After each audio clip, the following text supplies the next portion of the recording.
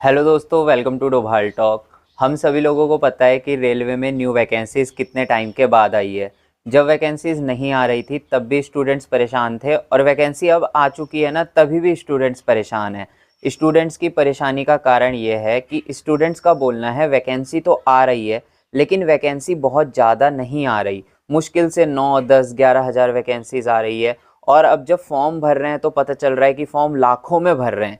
तो ऐसे में स्टूडेंट्स के मन में डर है कि क्या हमारा सिलेक्शन हो पाएगा या नहीं हो पाएगा, क्योंकि ऑब्वियस सी बात है, वैकेंसी कम है, फॉर्म ज़्यादा है, पर सीट कंपटीशन बढ़ेगा तो सिलेक्शन लेने में भी दिक्कत होगी। लेकिन आप लोगों को बिल्कुल भी परेशान नहीं होना है, क्योंकि आप सभी लोगों के लिए बहुत जल्द रेलवे में रेलवे ग्रुप डी की वैकेंसी निकल कर आने वाली है। और ये वैकेंसी बम्पर होने वाली है। ये 9-10 हज़ार वैकेंसी नहीं होगी, ये कम से कम 50 हज़ार वैकेंसीज आप लोगों को देखने को मिलेगी। अब मैं ऐसा कैसे कह रहा हूँ आपको इस वीडियो में जानने को मिलेगा, लेकिन आपसे रिक्वेस्ट है कि वीडियो को पूरा देखना। ग्रुप डी में कितनी वैकेंसी आएगी उसकी बात बाद में करेंगे, पहले बात कर लेते हैं ये वैकेंसीज होंगी किस किस के लिए।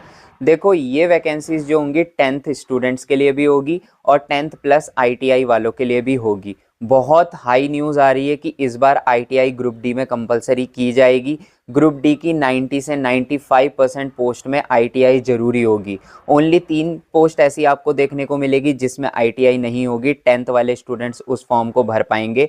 एक तो स्टोर वाली जो पोस्ट होती है वो हो गई, एक हॉस्पिटल वाली होती है और एक पॉइंट्समैन वाली होती है। ये 3 पोस्ट ऐसी है जिसमें 10th वाले स्टूडेंट्स फॉर्म भर पाएंगे, लेकिन बाकी के लिए आईटीआई जरूरी है। तो जिन स्टूडेंट्स की आईटीआई कंप्लीट है उनके लिए तो बहुत ही अच्छा मौका ये बन जाएगा, क्योंकि आईटीआई के बेस पे अगर वैकेंसी आएगी तो ऑब्वियस सी बात है उसकी कट ऑफ भी कम जाएगी। अब बात करते हैं कि आखिर वैकेंसी आएगी कितनी। तो पिछली बार रेलवे ग्रुप डी में 1 लाख से ज़्यादा वैकेंसी आई थी, और इस बार मैं आपको ना 50% वैकेंसी बता रहा हूँ। 1 लाख की बिल्कुल आधी, 50 हज़ार। देखो, पिछली बार जो रेलवे में वैकेंसी आई थी ग्रुप डी की वो 2019 में आई थी, और 2019 से लेकर अब ये 2024 चल रहा है। बहुत सारे ऐसे वहाँ कर्मचारी होंगे ग्रुप डी के जो आगे प्रमोट हो गए होंगे, क्योंकि उनको एक ना एक टाइम पे तो प्रमोट होना है। तो कहीं ना कहीं रेलवे ग्रुप डी की पोस्ट तो खाली बच रही होगी ना। और क्या 4 सालों में 50 हज़ार पोस्ट भी खाली नहीं बची होगी?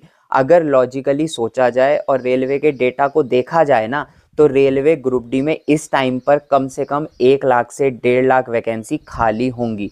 फिर भी मैं आपको ये कह रहा हूँ कि आपकी वैकेंसीज 50 हज़ार आएगी। तो आप लोग अब मुझसे ये सवाल तो बिल्कुल मत करना कि मैं किस आधार पे कह रहा हूँ कि 50 हज़ार वैकेंसी आएगी, बिकॉज वैकेंसी रेलवे में बहुत ज़्यादा खाली है। तो 50 हज़ार वैकेंसी तो मैंने बहुत कम बता दी, हो सकता है ज़्यादा भी आ जाए। अब इस सवाल को साइड रखते हैं, बात करते हैं आपका सिलेक्शन कैसे होगा। अगर आप लोग रेलवे एएलपी और टेक्नीशियन की तैयारी कर रहे हो तो साथ साथ ग्रुप डी की भी तैयारी करते रहो। ग्रुप डी में आप लोगों की साइंस आती है जो कि टेक्नीशियन में भी आ रही है।